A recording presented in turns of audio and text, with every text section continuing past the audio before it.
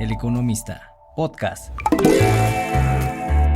Hola, ¿qué tal? Bienvenidos y bienvenidas a Coffee Break, un podcast de Capital Humano y El Economista, donde hablaremos de todo lo relacionado con el mundo del trabajo, el desarrollo de carrera y la política laboral en México y el mundo. El Coffee Break. Hola, un saludo cordial a todas las personas que nos escuchan. Muchas gracias por acompañarnos en esta nueva edición del Coffee Break, un espacio donde conversamos sobre las diferentes aristas del mundo del trabajo. Y como ya es costumbre, estamos aquí compartiendo micrófono con mi compañero Gerardo. Hola, Gerardo. Hola, Felipe, qué gusto y gracias por acompañarnos aquí en el Coffee Break. Ya saben, echando chismecito como si fuera pasillo de oficina. Oigan, pues acompañan los siguientes minutos. La verdad es que hoy el tema va a estar muy bueno. Es muy práctico, lo podemos aplicar en nuestro día a día, en el trabajo, por supuesto, esto lo creo también en la vida, ¿no, Felipe? Conflictos en el trabajo, cómo resolverlos. Y vaya, esto va más allá de si un compañero pues, nos cae bien, nos cae mal, sino que realmente la resolución de conflictos como una habilidad, ¿no?, que debemos desarrollar para nuestra vida laboral. Así que, Felipe, pues tenemos un muy buen tema. Sí, realmente cuando pensamos la cantidad de tiempo que pasamos en el mundo laboral o en la oficina, en la fábrica, en cualquiera que sea el centro de trabajo, y con tantas personas que vamos a interactuar a lo largo de nuestra vida y nuestra carrera, es imposible pensar que no vamos a tener un malentendido, formas diferentes de pensar o de enfrentar las cosas que nos lleven obviamente a situaciones de tensión. Y para abordar este tema y resolver las dudas que tenemos al respecto, hoy nos acompaña en el estudio Alex Ureña. Él es cofundador y director de innovación Evolutive Agency. Es un amigo de la casa, colaborador de Capital Humano desde hace varios años. Así que, Alex, muy bienvenido a esta cabina con nosotros. ¡Ay, qué gusto! Me encanta verlos acá tan divertidos y con este gran proyecto. Muchas gracias por invitarme. Muchas gracias por aceptar estar con nosotros. Oye, Alex, y tenemos nosotros una tradición en el Coffee Break antes de entrar en materia. Uh-huh. Nos gusta conocer una parte de la carrera de nuestros invitados y queremos preguntarte cuál fue tu primer trabajo. Está chistoso porque el primero fue muy curioso, fue en Chile justamente, allá, y fue en una cárcel. Fue así, seguro que pocos. Literal, estuve en prisión. No. Trabajabas tras las barras. Sí, pues que yo tengo una carrera medio ecléctica, yo tengo un perfil clínico. Entonces, mi primer momento de intervención profesional fue justamente en una prisión de menores y yo hacía intervenciones clínicas, ¿no? Justo para temas de rehabilitación, temas también de tratamiento pues psicológico y temas de salud mental para niños, para jóvenes, ¿no? En sistema penitenciario chileno. Wow. Muy curioso, muy raro. Wow. Increíble. Un trabajo muy intenso, la verdad. Me puso en contacto con la realidad humana muy pronto. Sí, claro. Y bueno, con la parte más dura, más oscura de la realidad humana. No puedo decir que me gustó. O sea, sí fue muy intenso, lo agradezco, pero no regresaría. Sí, claro. De plano, ¿no? Es una experiencia de una vez. Sí. O sea, creo que fue bueno, me curtió, pero bueno, de ahí partí al tema clínico, estuve varios años. Entonces yo tengo como justo dos vertientes, ¿no? Esa parte que era mucho 1 a 1, intervenciones clínicas específicas, pero ya después el tema de la consultoría, o sea, fue también un cambio, un parteaguas, unos años después. Ahora das consultoría a gente que está no presa, pero amarrada a sus trabajos. Esclavizada a sus trabajos. Tienen una relación no todos. No todo es tan terrible en el mundo laboral. No, definitivamente. Pero sí, pues esa fue la primera. Wow, interesante experiencia. Oye, Alex, y ya entrando en materia, pero justo con la experiencia que has tenido, no solo en la cárcel. Suena feo. Para los que no entienden, están escuchando apenas el podcast, regrésenle unos cuantos minutos para entenderlo. Sí. Pero no, Alex, ya entrando en materia, con todo lo que te ha tocado asesorar a empresas, entender un poco el conflicto en el trabajo. O sea, hay conflictos de pronto que son saludables, o sea, en algún escenario donde tú digas, si el conflicto favorece algo. Por supuesto. Al final, Pues la diversidad de pensamiento se manifiesta en el conflicto, ¿no? Ok. Algunos escalan y se convierten ya en pleitos, ¿no? Claro. En lucha de poder, en lucha de ego, que hay mucho, ¿no? En las empresas. O en lucha libre también, ¿no? Sí, eso ya está grave. Está esto ya muy está grave, pero cuando llega a se pone- ocurrir, ¿no? Hay unas historias de terror, pero Sí. Pero en realidad el conflicto creo que es positivo en teoría, ¿no? Y en muchos espacios en los cuales pues permite que generemos pensamiento divergente, ¿no? Justamente. O sea, cuando hay un status quo muy definido, cuando hay una forma de hacer las cosas en las que pues no ha cambiado nada y hay alguien que introduce un momento de conflicto, tenga o no tenga razón, ¿no? Pero el hecho de que nos planteemos un conflicto permite que pensemos diferente. Y eso siempre es útil en las empresas. Eso es algo que de hecho deberíamos de incentivar, ¿no? Justo. Porque bien lo decías al principio, Felipe, pasamos más de un tercio de nuestra vida en el trabajo, ¿no? Sí. O sea, ya de inicio. Entonces aprendemos a ser humanos en el trabajo también. Y eso es algo que a veces se nos olvida, ¿no? O sea, creemos que está nuestra vida privada y que ponemos un límite y está nuestra vida profesional. Y la realidad es que lo que nos pasa en un lugar afecta al otro. 100%, ¿no? Eso es una barrera permeable. Claro. Solo, pues realmente manifestada por tiempo. Y es bien importante que aprendamos a sostener conversaciones difíciles. Eso es fundamental. Y eso es algo que podremos platicar Claro. en términos de habilidad y en términos claro. de una secuencia de, pues sí, de cosas que hay que hacer para poder sostener y para poder resolver las conversaciones Disentir, difíciles. ¿no? O sea, parte del conflicto es disentir y ahí Justo. es donde tenemos que aprender a no tenerle miedo a tener diferencia de opiniones, ¿no? Exacto. De hecho, a veces justo la diferencia de opiniones, ¿no? Pensamos que la diversidad y la inclusión es solamente como, le doy trabajo a diferentes personas. No, o sea, la diversidad tiene que ver con yo pienso diferente, tú piensas diferente Claro, y sí. es correcto. O sea, qué bueno que pensemos Sí, diferente, claro. porque eso permite crear nuevas cosas, innovar, resolver conflictos que no habíamos visto, servir mejor al cliente, ¿no? Porque si hay diversidad interna, podemos tratar también de diferentes formas a los clientes y sí, pues Bueno, y un mundo del trabajo donde cada vez se pide, se exige más diversidad. Claro. ¿no? Pues hay que aprender, ¿no? A cómo manejar esos conflictos porque son parte de esto, ¿no? justo. Es importante que esto requiere una técnica. O sea, no todos sabemos resolver conflictos, no todos sabemos discutir productivamente, ¿no? Algunos sabemos pelear, sabemos así echar pleito, ¿no? Sí, claro. Y nos encanta echar pleito porque hay un componente psicológico también. O sea, nos gusta defender nuestra opinión, ¿no? Yo quiero que mi ego se exacerbe y que me observen y que me vean, etcétera, ¿no? Pero al final de lo que se trata es de poder generar una nueva forma de existir, una nueva forma de ser, una nueva forma de crear empresa, de crear productos, ¿no? Oye, Alex, ¿y en qué momento el conflicto se convierte en un problema? Claro. Porque finalmente estamos hablando que es algo saludable, pero la percepción que tenemos del conflicto es la parte negativa de él, ¿no? Ujú. Pero ¿en qué momento ya el conflicto sale de esa zona saludable? Claro. Cuando yo creo que, a ver, hay lo que decía hace un momento, ¿no? La divergencia permite que pensemos en muchas opciones y que tu opinión y las opiniones de los que estén involucrados en el conflicto se manifiesten.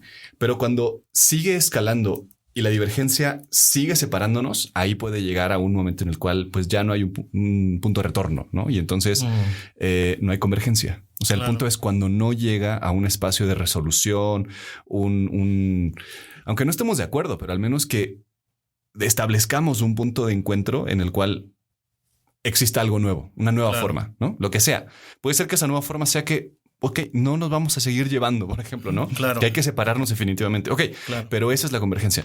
Cuando el conflicto escala a tal grado en el que la divergencia nos lleva por caminos totalmente distintos y que mi ego es más importante, entonces creo que ahí ya, pues sí, es muy difícil volver. Sí. Oye, y por ejemplo, ¿cómo darnos cuenta? ¿Cuáles, por ejemplo, esas señales, ¿no? De que estamos en un conflicto que no es sano. Claro.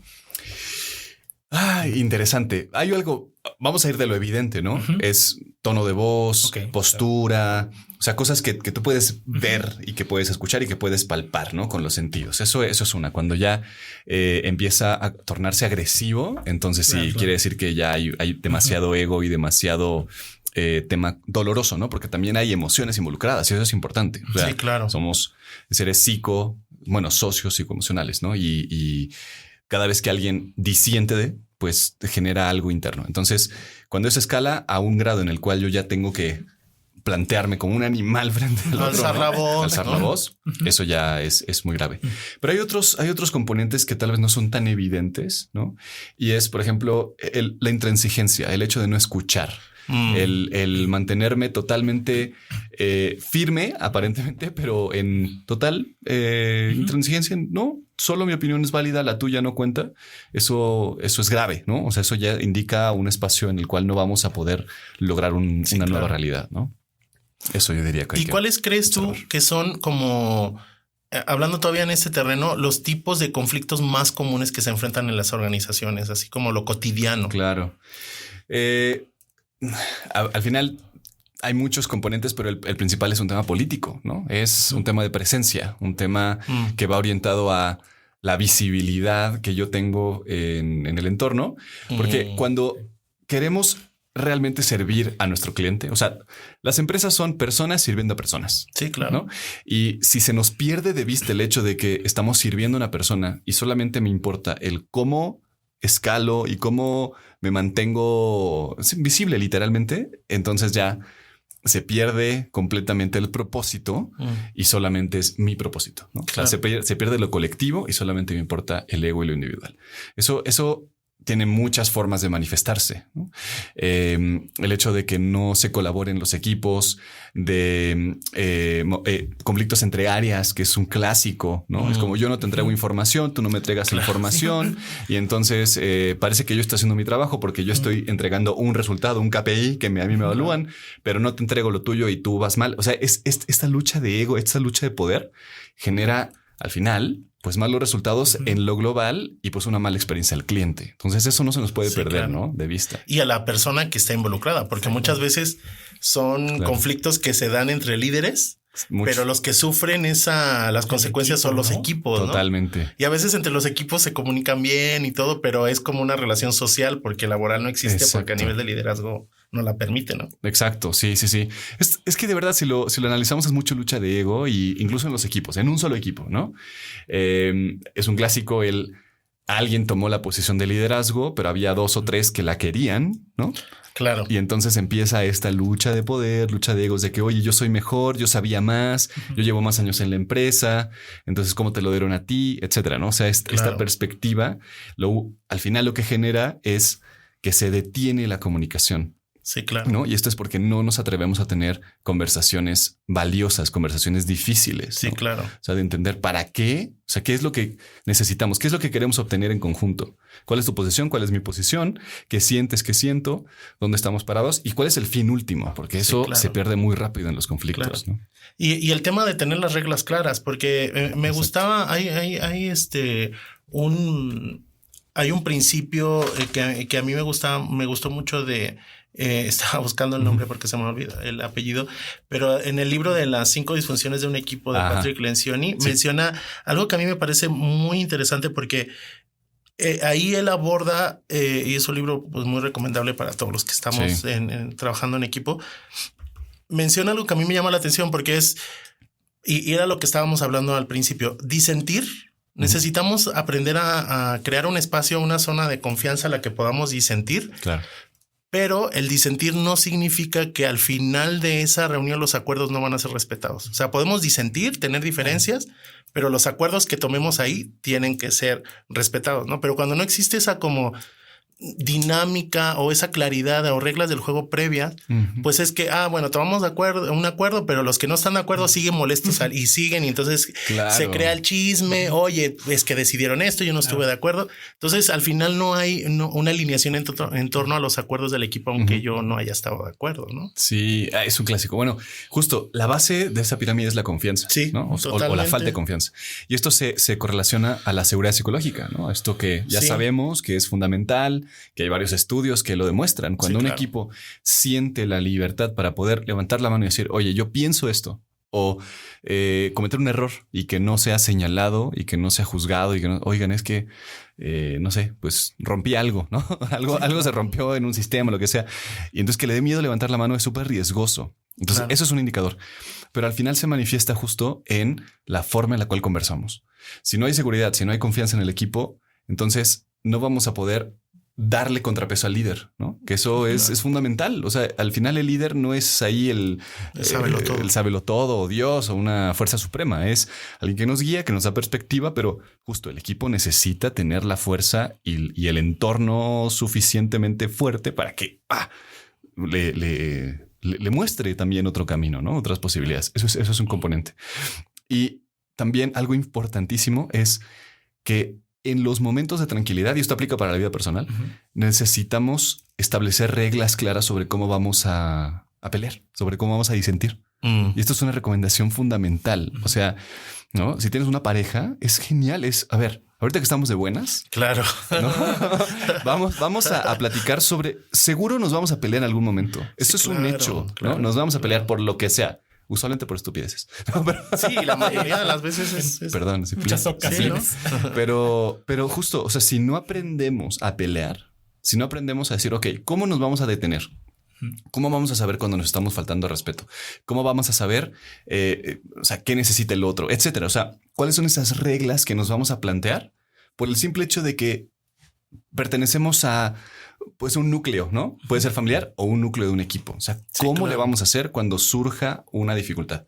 Eso es fundamental, es una gran recomendación. Oye, y está bien, ¿no? Sí, no digo, yo no lo había pensado. Estoy llevando hasta tips. Sí, justo. Es que en tiempos de paz, ¿no? Es cuando debes definir las reglas de la guerra, ¿no? Exacto. Sí, porque cuando estás en guerra, pues tú solo quieres destruir al otro. Sí, pues ¿no? es reactivo, ¿no? Es reactivo y es parte de la naturaleza humana. Entonces, un tema importante en la gestión de los conflictos es entender que somos rabiosos, ¿no? cuando nos pican el ego, saltamos, ¿no? A menos que pues te trabajes mucho y hayas ido mucho a terapia, ¿no? O sea, es como que ya sabes qué te detona, que también es una gran recomendación. O sea, pero a menos que estés en esa situación, pues hay muchas cosas que son gatillos, ¿no? O sea, que te van a poner con los pelos de punta, literal. Y entonces hay que entender que eso es parte y que sí podemos estructurar algo, o sea, ciertas reglas de juego para, o sea, literal es como, a ver, aquí está la tarjetita roja y detente, mano, porque pues no queremos hacernos daño, ¿no? Y a veces el daño no es la lucha libre, como decíamos hace un rato, sino es una palabra, ¿no? O sea, el llegar a un momento en el cual ya heriste a alguien y eso, ponte que tú no te respondo, no te digo nada, pero ya lo dijiste tú antes, ¿no? Se queda ahí ese resentimiento, ese espacio como de, ay, me dolió la espinita y tarde o temprano lo que causa es que disminuyen los resultados. O sea, un equipo en conflicto que no lo resuelve, disminuye siempre. Oye, Alex, y en tu experiencia, por ejemplo, ¿cuáles han sido como esos conflictos más difíciles de gestionar en una organización? Los más difíciles. Luchas de sucesión. Okay. O sea, sí, o sea, alguien se fue, el director general, por lo que sea, se fue y entonces había 4 posibles sucesores y trajeron a otro de otro país, así una cosa así rarísima. Y entonces, pues todos los que deberían de sostener la empresa, que eran los vicepresidentes y que pues sabían todo, se quedaron todos resentidos. Claro. Entonces imagínate qué le pasó a la empresa. O sea, revolución. Porque empiezas a mirar los resultados del otro para que no le vaya bien, ¿no? Como dices, ¿no? Sí, exacto. Una guerra civil. Es una guerra civil. O sea, es horrible porque meses de malos resultados porque ninguno de los vicepresidentes quería este nuevo director general. Claro. Y entonces, pues al final todos se ponían el pie a unos a otros y era así una bola de nieve, ¿no? En la serie de Succession de HBO, ¿no? Claro. Pasa eso, pero ahí es peor porque son familia. Entonces, como que a nivel es bien curioso, a nivel organizacional hay licencias que uno no se da, que sí se da con la familia, ¿no? O sea, con la pareja, la familia, los conflictos incluso llegan a escalar a niveles más agresivos que a nivel organizacional, ¿no? Como que y eso precisamente estaba pensando en esa serie, porque es el conflicto de la sucesión, pero como son familia, los conflictos escalan a un nivel mucho más degradante. Sí, ese es un muy buen ejemplo de lo que no hay que hacer. ¿No? Sí, claro. De cómo puede escalar a grados ya que dices, ¿cómo es posible de tanta agresión o microagresiones que se convierten en odio, ¿no? O sea, es súper interesante. O sea, que al final también nos lleva a la naturaleza humana. Entonces, entender que somos seres sensibles, que tenemos una realidad emocional y esa realidad emocional es muy diversa también. O sea, puede ser que yo viva bien el enojo o no. O sea, puede ser que, no sé, grite, ¿no? Y entonces ya escalar a ese nivel puede generar, pues sí, un espacio Y el cosas feas. trasfondo personal, porque si creciste en un ambiente donde Sí. a lo mejor el papá alzaba la voz Claro. y tú reaccionabas y llegas al ambiente laboral y no tienes resuelto eso y Claro. alguien te alza la voz, es un Sí, detona. Sí, detona un montón de cosas y reacciones que al final pues tienes que trabajar tú mismo también, ¿no? Exactamente. Sí. Uf. Oye, Alex, y por ejemplo, porque hasta ahora creo que hemos visto, digamos, cosas que debemos de ser conscientes nosotros Claro. como trabajadores para mejorar la convivencia, pero en este sentido, o sea, de cómo resolver conflictos en el trabajo, cuál es el rol de las empresas, qué deberían de hacer. Claro. Lo primero es entender que las personas, no por tener un buen perfil técnico, saben gestionar emociones, y no por ser muy expertos en su tema, saben formar equipos. Sí, claro. O saben ser líderes. De hecho, ¿en dónde? ¿No? ¿En qué universidad te enseñan a ser líder? Muy pocas, ¿no? O sea, algunas sí que tienen entrenamientos, pero en realidad líderes hay algunos que sí tienen esta habilidad nata, ¿no? Pero hay que entrenarlos. Hay que entrenar habilidades de gestión emocional, hay que entrenar habilidades de conversación difícil, de asertividad, de comunicación efectiva. Vayamos o no vayamos a ser jefes, ¿no? Sí, o sea, de hecho, una perspectiva que yo tengo es que todos deberían tener un entrenamiento de liderazgo, o sea, porque tú, independientemente de que tengas o no tengas una jerarquía, vas a, pues, mover la mente de otras personas de alguna u otra forma, de forma positiva o negativa, si es que tienes las habilidades. Entonces, creo que el rol de la empresa es entregar esas herramientas de forma expansiva, ¿no? O sea, sí, meter a los líderes, evidentemente, en entrenamientos de comunicación, de todo lo que dijimos, que aprendan a tener conversaciones difíciles, ¿no? O sea, muy pronto, que tengan estos espacios seguros en donde puedan practicar. Claro. Para que no lleguen el momento de enfrentarse al conflicto y que exploten, ¿no? Esa es una. Sí, claro. Y generar y sostener espacios en donde se pueda hablar de forma segura, ¿no?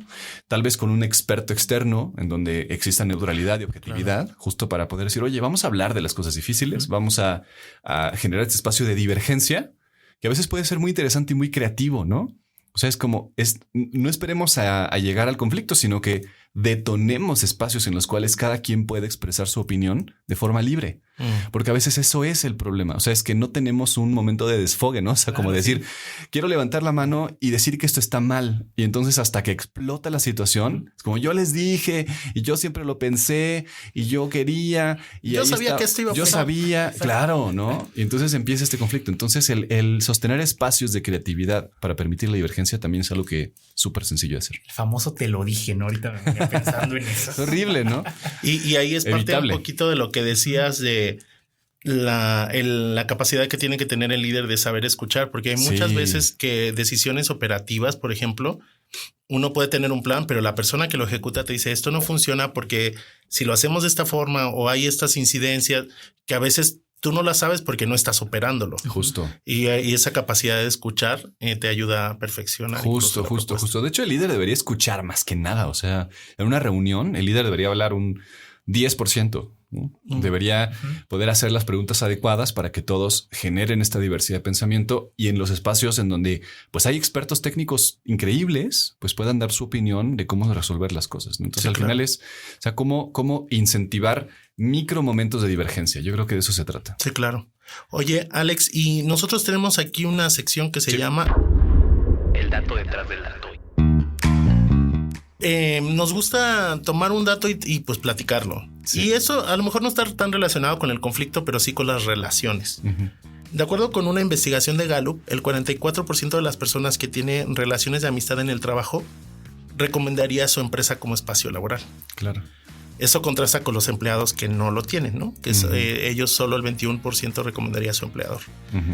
En este aspecto de las relaciones, ¿cómo ves tú este dato de Gallup? Oh, genial. Creo que, a ver, nuevamente creemos que es un espacio aparte, pero no lo es, ¿no? Sí, lo que decíamos hace un momento, no hay una membrana como totalmente separada, es totalmente permeable, al contrario. Entonces, es mucho más eficiente si podemos entrenar y gestionar y sostener espacios de apertura, porque naturalmente, yo te diría, o sea, en temas de salud mental, el 95% de las personas quieren tener relaciones más fuertes, quieren tener una relación más abierta en sentido de poder expresar mis emociones, de poder... No ligar con los compañeros, ¿no? Bueno, eso ya es otro nivel, pero también se da. No, pero o sea, yo quiero llevarme bien con la gente, ¿no? Y el 95% de las personas quiere llevarse bien y quiere expresar afectividad, ¿no? Tener afectos. ¿no? Ya, ¿a dónde escalen esos afectos? Eso es otro tema. Es responsabilidad de cada uno. Quien. pero después hay que hablar de las políticas de ese trabajo. Ese va a ser un buen tema. Ahí me invitan. Oye, pero justo, o sea, al final queremos, ¿no? Queremos tener afectividad. Somos seres afectivos, ¿sí? ¿No? Y es bien importante reconocerlo y entonces no generar políticas contrarias, ¿no? Que a veces sucede. Es como, no sé. O para los dos lados, ¿no? Desde el no, esto es estrictamente profesional o líderes que del plano se van al otro extremo y es no, pues vámonos todos a tomar las chelas y seamos todos brothers. O sea, no se trata de llegar a ambos extremos, sino tener un punto medio en el cual entendemos que todos necesitamos expresar nuestra emocionalidad, que está ahí latente y que es muy importante completarla, porque reitero lo primero que dije, ¿no? Somos y aprendemos a ser humanos en el trabajo también. Exacto. Y es parte también del conflicto, ¿no?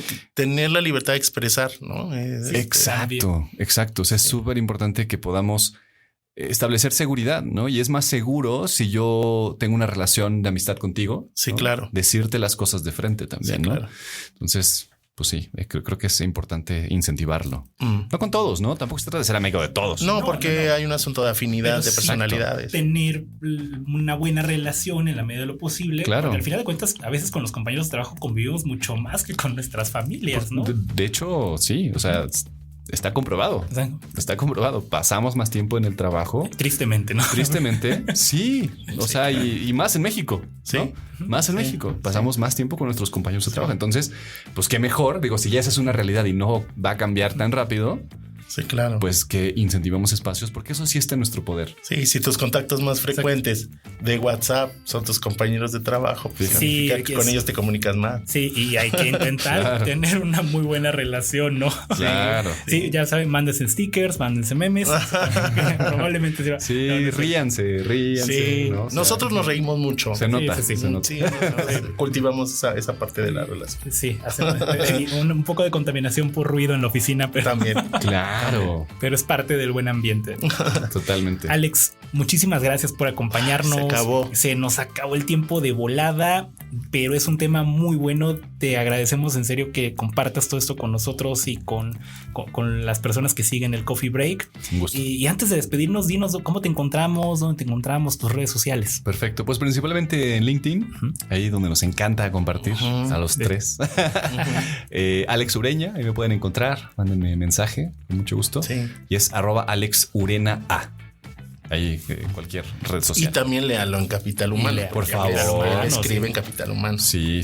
Lean ahí la columna, comenten. Sí. Oye, no, pues muchas gracias. Y como nos decía Alex, no le tengan miedo al conflicto.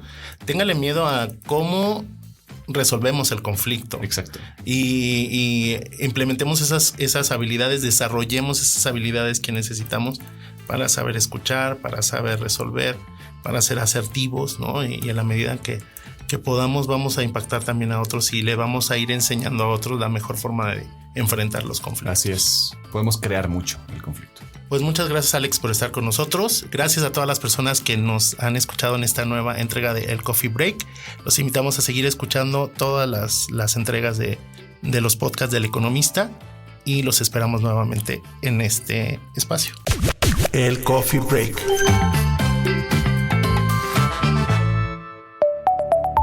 El Economista, podcast.